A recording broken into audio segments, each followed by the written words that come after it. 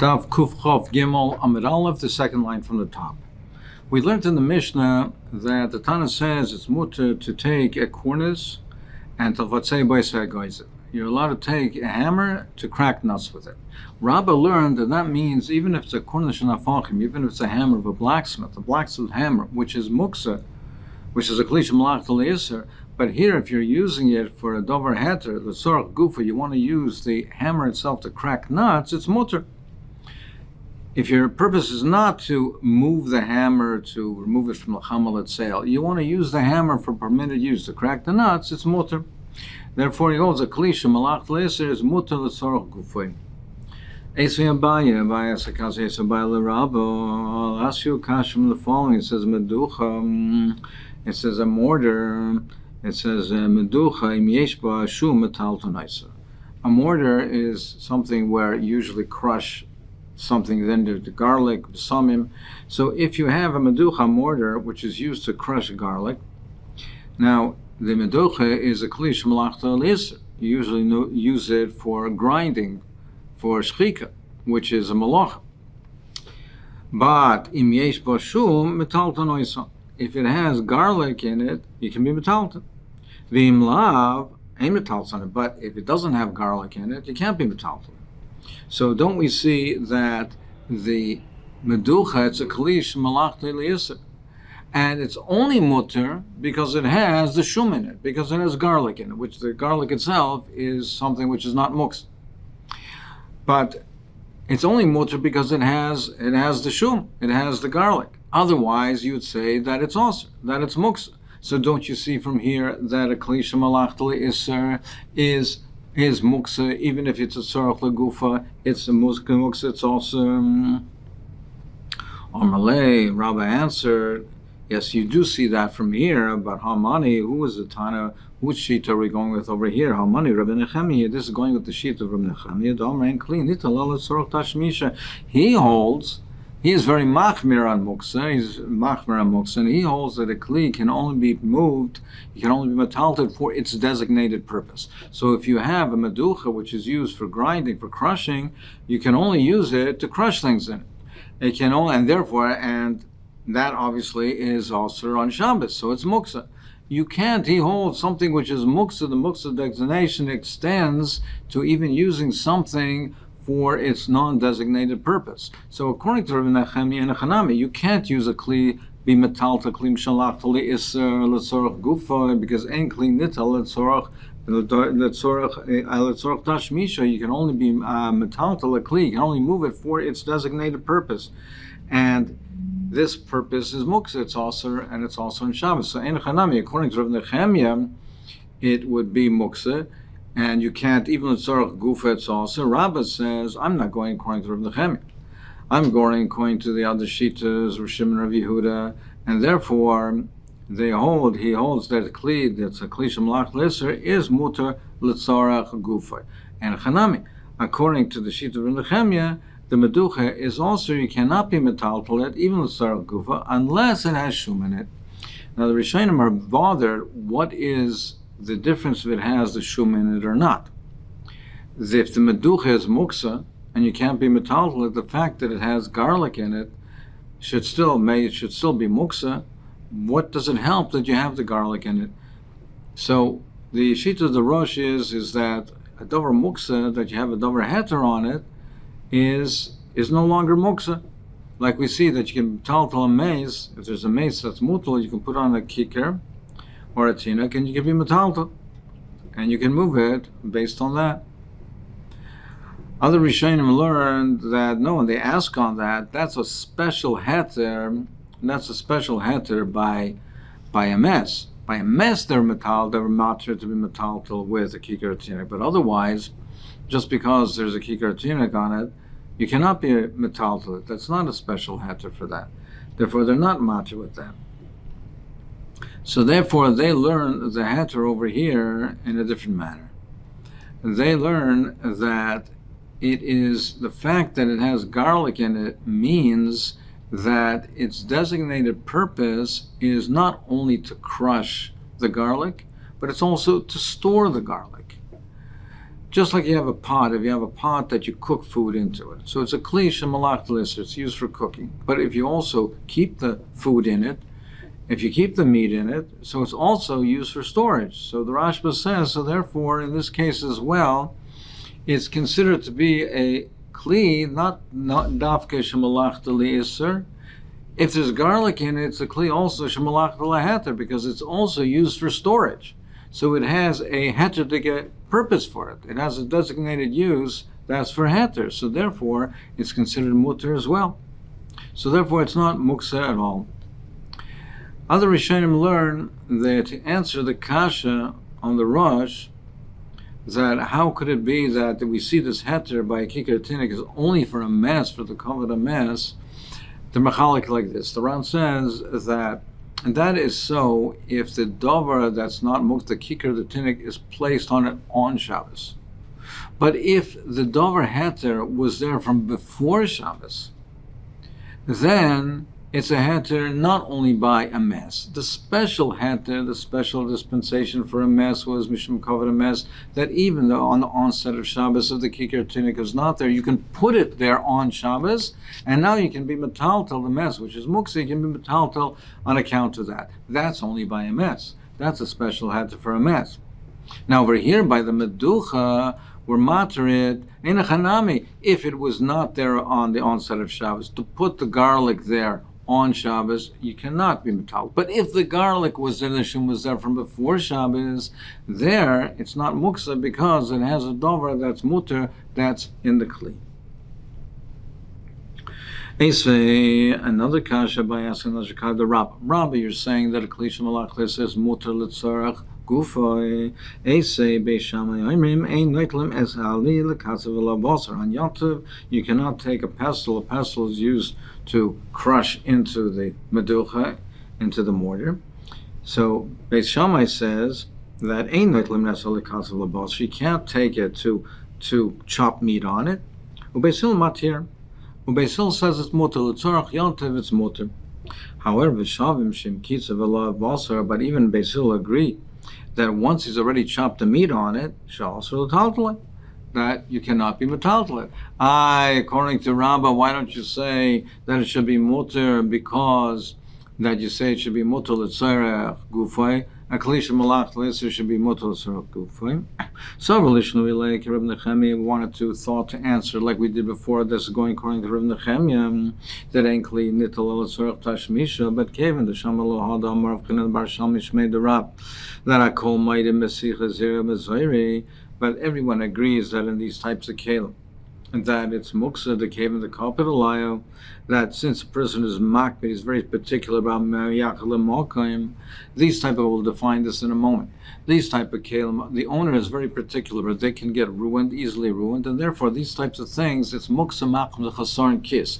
If it's a muksa ma'chasarn kiss where the owner is very particular, he doesn't want it to be moved because it might get ruined.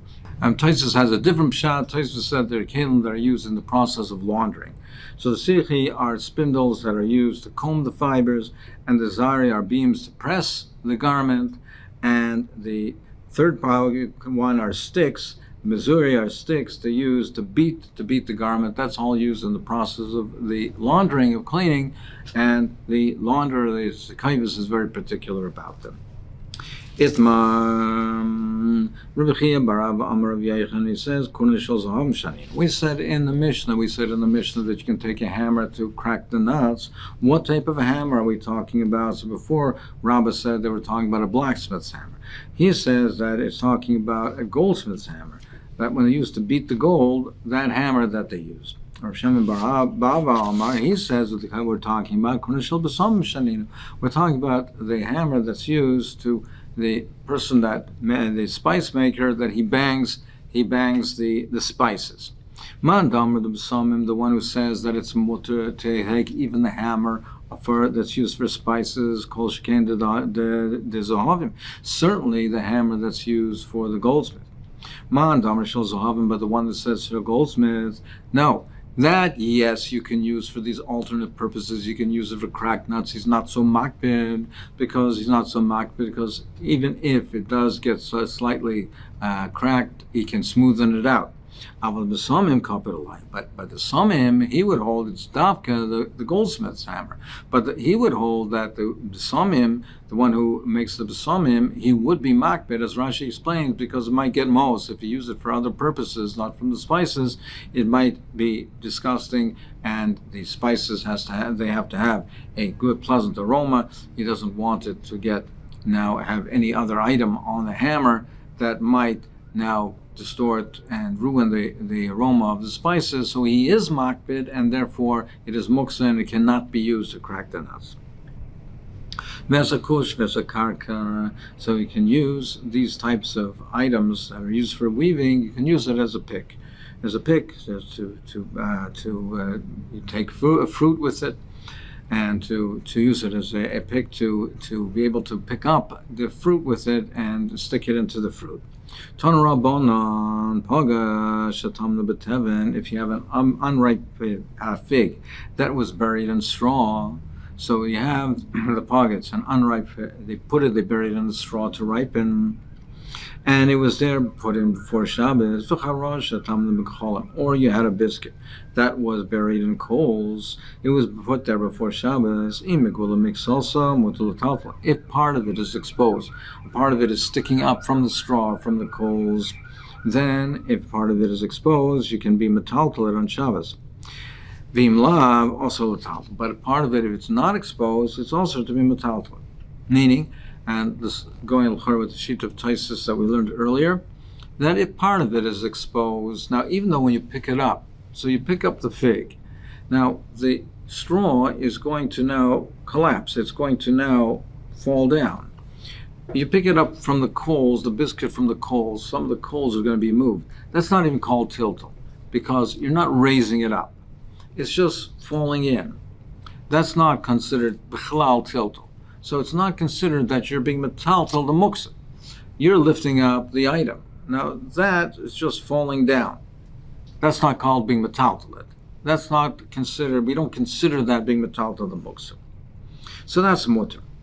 But in lav, if part of it is not exposed, therefore you have to, now what do you have to do? Let's say you take a toothpick, you take a pick, you stick it in, you lift it up, and then remove it. You're lifting up part of the muksa of the straw, or the coals are being lifted up. And those items are muksa, and therefore you're lifting up the muksa. So it's also, so therefore, if you don't have mixus megula, it's also. But Rabbi Lazar ben Tadoyo, he says, no, he says that even if it's not part of it is exposed, you can stick in a kusha karka, you can stick a pick into it, and it falls on its own. So he holds, no, it is mutter to take a pick and lift it up that way. And that's the halacha. So what's the reasoning behind it? You mean to say that he holds tiltum in atzad. Now, he is lifting it up, but he's doing it indirectly, because he puts the pick into the fruit or the biscuit, and he's lifting up the biscuit. Now, memela, part of the coals or the straw are being lifted up, but he's not doing it directly. So you mean to say that the reason that he holds that it's mutter to do with pick was tiltul min hatzad, lifting the muksa indirectly is mutter? How could that be? If Homer of Nachman, Hai Pugla, if you have a radish, that a radish was already picked. Now you put it into the ground to have it ripen. So Hai Pugla milmala lemata shori. The radish is wide on top and it's narrow on the bottom. So if it's buried in the ground with the wide top on the top, the wide part of it on the top, you can lift it up, because the earth will just collapse in. You're not lifting up the earth. If you have the wide part on top, you can pick it up, and therefore you're not considered to be lifting up the earth. Now, of course, we're talking where part of it is exposed, so you're holding on to the radish. The picking up the radish, you're not lifting up any earth. But if it is on the other way around, if it's upside down, milmata lamala also, but if it's upside down, it's also, you have the narrow part on top. Now, even though that is exposed, but since it's wide on the base, when you lift it up, you're going to be lifting up some earth. So you're lifting up there. Now, even though this is minatzad, it's also. So don't you see that he holds tiltum minatzad is also? He was chayzer from that. He retracted from that. And he said, no, the halacha is like Rabbi Lazar ben Tadoi, that tiltum minatzad is mutter. The Rishonim are bothered with this issue of why do we say that it should be mutter, even if you're not being metaltel the muksa directly, you're doing it indirectly. How can tiltum minatzad be mutter? Why don't we say that it should be considered a basis l'davar ha'aser? Why don't we say that it's a basis l'davar ha'aser? Normally you say that a davar muksa, if you have a davar muksa, and it's on something which is mutter, but if you have on a tray, you have money on a tray, so it's a basis l'davar ha'aser. So it itself also becomes a muksa. So how can you lift up the radish or the biscuit or the harara if it now has the davar ha'aser, the muksa on top of it?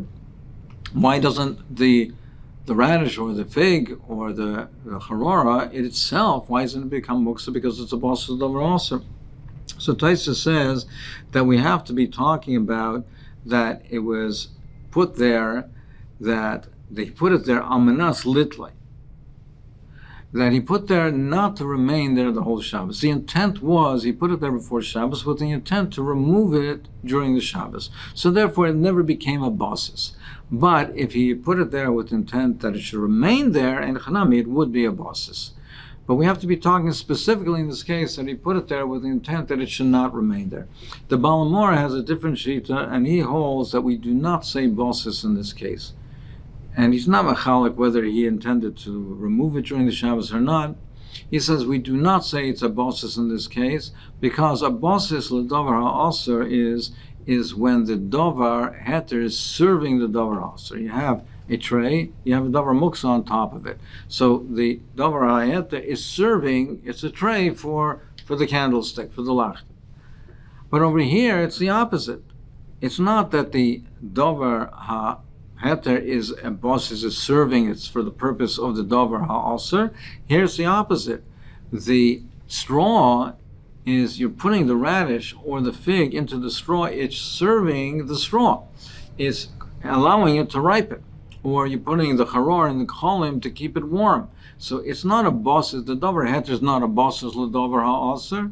The davar, the muksa, is serving, is being utilized for the benefit of the davar heter. Over here, we don't say that it's a basis l'davar ha'aser. Machat shel yad litol by esakaitz. The Mishnah said that you can be metaltel a needle litol by esakaitz to remove a thorn. What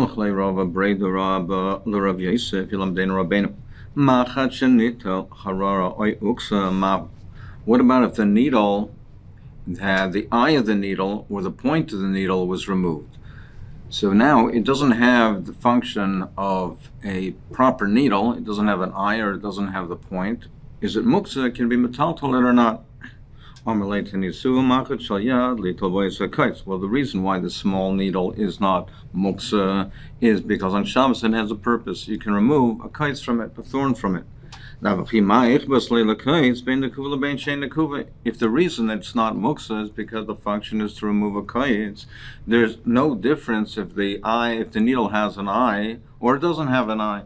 You can remove the thorn whether it has an eye or not. So it still has its use, it's a proper use, and therefore it should be mutter to be metaltal on Shabbos. It should not be muksa. The raya l'chair only is from the eye of the needle. As far as the breaking of it, if it's broken, the point is broken, it does make a difference. And that is a discussion amongst the Paiskim. L'chair, one would say that just like when the eye of the needle is removed, it doesn't make a difference as far as removing the kites, meaning the point is the criteria should be as long as you practically can use it, it doesn't matter if it's part of it is removed or broken. And as far as the point, one would think as well, as long as it still can be used to remove a kaitz, then it's not muksa, but otherwise it is. But this is a discussion in the Bir Halach and the Paiskim, because the proof from here is only from the eye of the needle. If you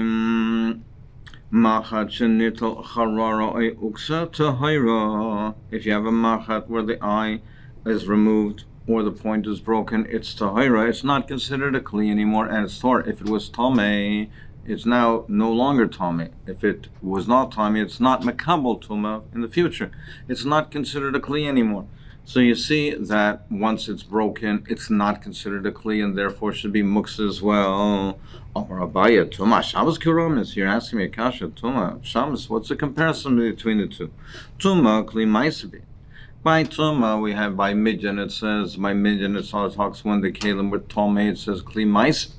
It has to have a maisa. It's fashioned. It's formed into something proper, into its final form. It's not just usable. It's not, the criteria isn't only usable. It's kli maisa. It has to be a fashioned kli. Lin Shabbos needed the chazim, but as far as Shabbos is concerned, as long as it's usable, it's not muksa. As long as it can be used for something, it doesn't have to have it's no din of a kli maisa. It's a fashioned kli. It's a usable kli. As long as it has a use, then it's what to be metalto. And here, even if it's the eye is removed, you can still remove a thorn from it, so it should be mutter. Rava says it is a good kasha. He says, no, it is a comparison. The criteria is the same. And by Shabbos as well, it has to be a kli maisa. It's mutter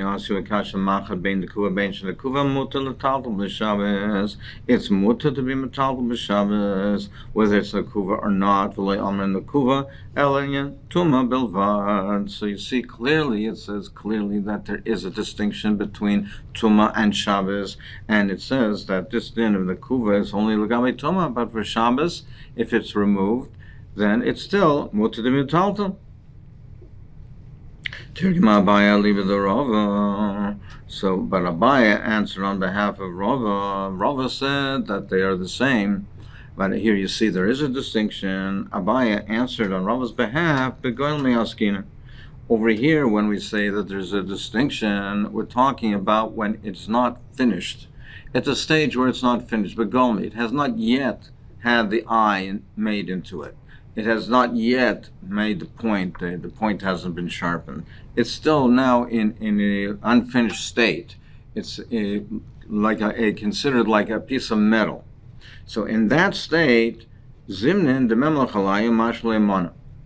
Over there we say there's a chilik between Shabbos and Tumah, because as far as Shabbos is concerned, sometimes a person will leave it in the unfinished state. He'll leave it in an unfinished state, and he'll decide that sometimes it's usable the way it is. So as far as Shabbos, therefore, is concerned, it's mutar metaltal, because it has a use. Because sometimes a person, he won't put the eye into the needle. He'll use it as a piece of metal that has a use to remove a kite. So legabe Shabbos, therefore, it's mutar metaltal. Legabe Tumah, it's not Makabal Tumah, because Seif Kol Seif, it's not a Kli Maisa, it's not a fashioned Kli, so it's not Makabal Tumah. This chilik of Kli Maisa, there is a chilik between Tumah and Shabbos for a Kli Maisa, that if it's not yet finished, as far as Shabbos is concerned, there, as long as it's usable, therefore it would be mutar b'metaltal. By Tumah, there is a Kli Maisa, meaning by Shabbos, ein chanami, it's not the way it was understood before. By Shabbos, it's correct. Even Rava says there's no din of Kli Maisa, it has to be usable. So therefore, if it's a Golmi Kli, if it hasn't been finished yet, for Shabbos, you can still be metaltal it as long as it has a use, and people would use it in that state, for instance, to remove a kite. But if it got broken, Adam Zarka Lebank toys, then a person doesn't keep it anymore. If the eye is broken, the point is broken, at that point, a person will throw it onto the metal pieces of metal, to the metal scraps, the metal heap that he has. He's not going to keep it anymore. Sometimes a person will not bother to finish it, and therefore he'll use it litos akites. Maybe he'll finish it at a later state, at another time. But once it's broken, then he'll throw it away. So meaning, the maskana over here, seems to be that everyone says there is a chilik between Tuma and Shabbos. By Tuma, you need a kli maisa, and Shabbos, you don't need a kli maisa, you need a usable kli. But the machlekes is, when it's broken, do we say that it has enough of a use that people will use it, and now it's considered usable enough that for Shabbos it's no longer, Shabbos is considered to be a kli and it's to be metalter, or do we say that no, it's no longer usable and it's considered muksa, and that's the machlekes between Abai and Rava.